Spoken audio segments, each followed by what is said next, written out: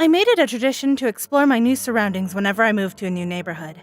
That gave me the chance to meet my neighbors and to get a feel for the community. The first few days of moving, I met my next-door neighbor, Jim.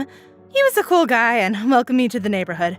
I let him know I was going to make my rounds after I got settled. He let me know he would call around and let everyone know to give him a call, and he would introduce me. After parting ways, I unloaded the last boxes from my truck and passed out. Today, while walking around, I saw a little girl crying in the middle of a yard. My heart sank seeing such a sad sight, and I started to head towards her. Before I could step off the curb and cross the street, what sounded like a chorus of people yelling out,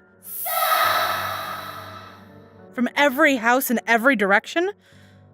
I turned to see Jim running towards me at full speed.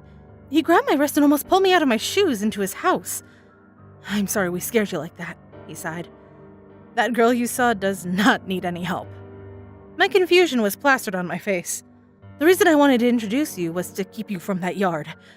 The family that used to live there hasn't been seen for decades. That little girl is the only member of the family that has been seen since." I was even more stumped. "Take a look." So, I went to the window and I shit you not, that little girl that was red-faced and bawling her eyes out was now smiling at me, with a razor-toothed grin from ear to ear and waving for me to come to her. She's been luring people to their deaths for decades. Law enforcement was the last to come and try and figure out the reasons for the disappearances.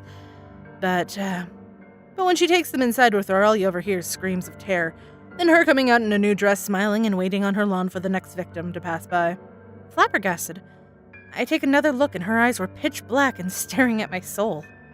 She can't leave the yard. We all stay away and in our houses, watching passersby to ensure that she doesn't succeed again.